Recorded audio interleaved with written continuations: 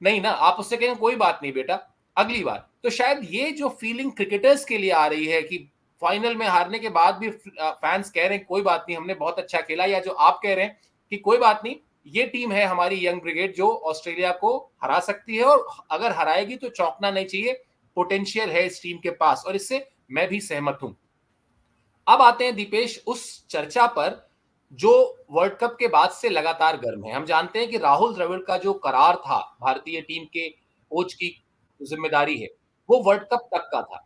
अब जाहिर सी बात है, जो भी उनकी कोचिंग का हाइलाइट्स रहा वो आप भी जानते हैं, मैं भी जानता हूं। जिस तरह से हम आईसीसी के टूर्नामेंट्स में मिस करते रहे वो एक चीज है, लेकिन हमने कई टूर्नामेंट्स जीते भी, कई टेस्ट टेस्ट चैंपियनशिप के फाइनल तक पहुंचे, टेस्ट सीरीज जीती। तो ये सारी चीजों को अगर मिलाएं, तो अब पहला सवाल तो ये कि कैसे रेट करते हैं आप उनकी कोचिंग के टेन्योर को, और दूसरा जो चर्चा गर्म है वो ये कि उनकी जगह वीवीएस लक्ष्मण अब इस जिम्मेदारी को संभालेंगे। कैसे देखते हैं आप इसको? अगर आप वर्ल्ड कप से पहले मेरे से ये सवाल पूछते कि आप राहुल द्रविड़ की कोचिंग को कैसे देखते हैं, तो शायद मैं उतना अच्छा रेट नहीं करता, क्योंकि मुझे राहुल द्रविड़ उतने एग्रेसिव एज अ कोच नहीं लगे जितना शायद उन्हें होना चाहिए था। या फिर आप रवि शास्त्री को देखें, मुझे ऐसा फील होता था कि प्लेयर्स उतने फ्रीली राहुल द्रविड़ की कोचिंग में नहीं है जितना शायद रवि शास्त्री की कोचिंग में थे, या फिर उससे पहले गारी कर्स्टन की कोचिंग में हमने देखा। बट वर्ल्ड कप में जिस प्लानिंग पे राहुल द्रविड़ पिछले 1-1.5 साल से स्टिक करते आ रहे थे, उसके बाद जो उन्होंने टीम बनाई कि भाई कोई कितना भी अच्छा खेल ले, अगर श्रेयस अय्यर फिट होगा तो मेरी टीम में वापस आएगा। कोई बल्लेबाज 5 नंबर पे कितने भी हजारों रन बना दे, मुझे कोई मतलब नहीं है, अगर वो फिट, अगर केएल राहुल फिट होते हैं तो टीम में वही आएंगे। या फिर शुभमन गिल के लिए भी अभी आपने एक बात कही कि वो अपने प्लेस सीमेंट कर चुके थे और वापस टीम में आ गए। मुझे कहीं न कहीं पर्सनली ये चीज़ फ़ील हो रही थी कि एशिया कप से ठीक पहले एक बल्लेबाज़ फिट पूरी तरह है भी नहीं, मैच में अनफिट ही खेल रहा है, और राहुल द्रविड़ ये कैसी बातें कर रहे हैं कि मेरा तो वही बल्लेबाज़ है जी, उसने मेरे को कंसिस्टेंटली परफ़ॉर्म करके दिया और आगे मैं उसे ही कंटिन्यू करूँगा। ये चीज़ इंडियन टीम के लिए पहले भी घातक साबित हो चुकी है। हम गलती कर चुके थे एक 2021 में हार्दिक पांड्या को टीम में खिलाने की।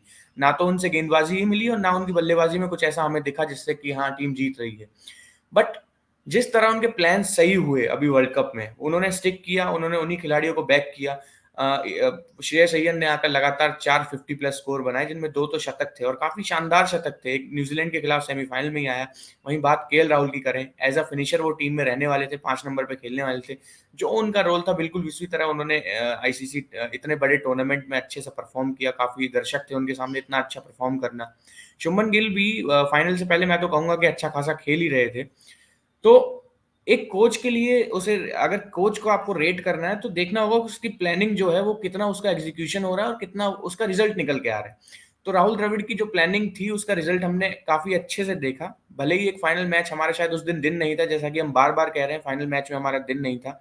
पिच फर्स्ट हाफ में कैसी थी, फिर सेकंड हाफ में नमी पड़ने के बाद कैसी हुई, वो एक अलग चर्चा है। लेकिन अगर आप बात करेंगे उन्हें रेट करने की, तो अगर 10 में से भी आप बात करेंगे तो मैं तो 8-9 नंबर उन्हें बिल्कुल दूँगा अपनी रेटिंग के हिसाब से, क्योंकि जो प्लान्स उन्होंने बनाए उसको एग्ज़ीक्यूट किया और एग्ज़ीक्यूट करने के बाद उन्हें रिज़ल्ट्स मिले, लगातार रिज़ल्ट्स मिले। उन्हें 10 मैच जीतना है आईसीसी टूर्नामेंट में, कोई बहुत छोटी बात तो बिल्कुल नहीं है।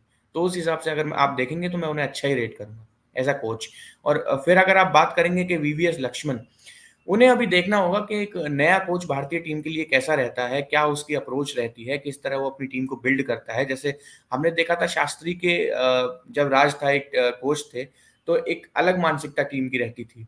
या फिर अब द्रविड़ आए हैं तो आपने देखा कैसी किस तरह वो खेल रहे हैं। द्रविड़ लगातार कुलदीप यादव को अपनी टीम में कंटिन्यू किया, उन्होंने उनको मौका दिया पिछले 1 सवा साल में। लेकिन वहीं अगर बात शास्त्री की आती है तो वो कुलदीप को शायद इतना पसंद अपनी टीम में नहीं करते थे।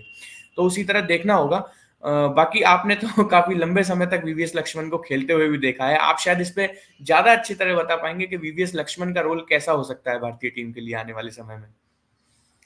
मुझे लगता है बहुत ही सुलझे हुए खिलाड़ी हैं, बहुत ही और एक चीज मैं ये जरूर बता सकता हूं, मतलब वैसे तो वीवीएस लक्ष्मण की जब भी बात होगी तो कोलकाता का वो टेस्ट मैच ही याद आता है। अमूमन हम लोग को ये लगता है कि मैदान के बाहर से जब हम क्रिकेट देखते हैं कि वीवीएस लक्ष्मण बहुत ही कोई शांत गंभीर किस्म के खिलाड़ी हैं और बहुत ही पिच में बहुत ही डिसिप्लिन्ड और बहुत, लेकिन फैक्ट ये है कि आप उनको कभी टेस्ट सीरीज के दौरान अगर विकेट के पीछे जब वो स्लिप्स में खड़े होते थे और वहां से बोलते हुए सुनिए, वो उतना ही बोलते हैं लगातार, जिससे बैट्समैन को कहते हैं ना परेशान करना, स्लेजिंग करना जिसको कहा जाता है। वो भी उसमें कोई बहुत सीधे खिलाड़ी नहीं है, वो बहुत बोलते हैं, लगता नहीं है ऐसा, लेकिन वो बोलते बहुत है। मैंने उनको साउथ अफ्रीका की एक सीरीज में देखा। एक बार तो ऐसा हुआ, मुझे याद है कि स्टंप माइक का जो ऑडियो है वो साउथ अफ्रीका में जस्ट फॉर एन एक्सपेरिमेंट उन्होंने उसका आउटपुट दे दिया प्रेस बॉक्स में, और उसके बाद आप सुनते रहिए खिलाड़ी क्या क्या बोलते हैं बल्लेबाज को परेशान करने के लिए। तो मैं ये जरूर कह सकता हूं कि बहुत ही सुलझे हुए खिलाड़ी हैं। और सबसे बड़ी बात मुझे ये लगती है दीपेश, हमेशा की, जब आप इंटरनेशनल क्रिकेट पर के लेवल पर आ जाते हैं ना, वहां पर कोच का रोल आपको सिखाना, क्रिकेट सिखाना तो बहुत बाद में हो जाता है। जो बात थोड़ी देर पहले मैं कह रहा था ना कि वहां पर कोच जो है वो एक तरीके से आपका बड़ा भाई है। वो कोच जो है वो एक म्यूजिक डायरेक्टर है जिसने आ, आपको बांसुरी दे दी, किसी को सितार दे दिया, किसी को गिटार दे दिया, और कहा कि देखो बजाना तुमको अपना इंस्ट्रूमेंट है, बजाना अपनी तरीके से, धुन मैं दूंगा तुम्हें, इस धुन पे बजाओ। वो रिंग मास्टर का, सर्कस के अंदर रिंग मास्टर नहीं है कि वो अपना रिंग चलाएगा और शेर उसके आसपास घूमेगा। गैरी कर्स्टन के लिए मैं उदाहरण हमेशा देता हूं। 2011 के वर्ल्ड कप में दीपेश, भारत और बांग्लादेश का पहला मैच था। 2007 में बांग्लादेश ने भारत को हराया था। बड़ा ही एक तरीके से कह सकते हैं कि आप सचेत थे उस टीम से। टीम ने प्रैक्टिस की, मैच के एक दिन पहले बांग्लादेश में मैच था, टीम ने प्रैक्टिस की, पूरी टीम चली गई। गैरी कर्स्टन अकेले बैठे रहे 2 ढाई 3 घंटे तक स्टेडियम में। किस लिए? वो बाद में पता चला कि जब सूरज डूबा तो उन्होंने ये देखा कि कितनी ड्यू है। उन्होंने आके 2-3 जगह ग्रास पे हाथ डाला, अपने आप अपना एनालिसिस किया और फिर वो चले गए। ये होता है कोच का काम। तो वीवीएस लक्ष्मण भी शायद जब इस टीम के साथ जुड़ेंगे तो वो रोहित शर्मा को या विराट कोहली को या केएल राहुल को या श्रेयस अय्यर को बैटिंग करना नहीं सिखाएंगे।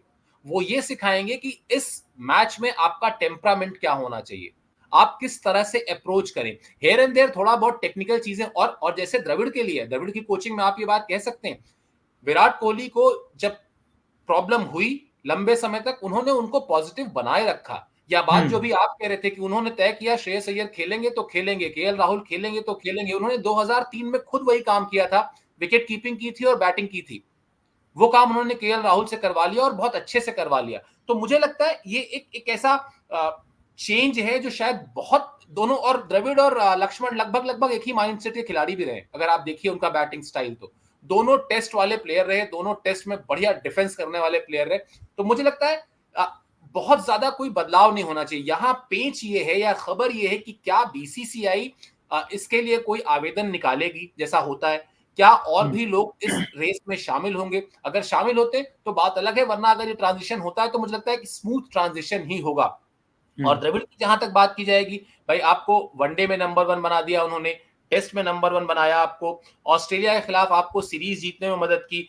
शुभमन गिल जैसे प्लेयर हमेशा कहते हैं कि भाई उन्होंने जो भी अपना कंसिस्टेंसी मेंटेन की, उसके पीछे जो अप्रोच था वो द्रविड़ का दिया हुआ है। तो ये सब पॉजिटिव चीजें हैं जो उनके साथ चलेंगी। और वर्ल्ड कप में उनकी प्लानिंग को लेकर तो आपने कहा ही, हाँ, आईसीसी के टूर्नामेंट्स हमेशा हाथ से मिस होते रहे उनकी कोचिंग के दौरान।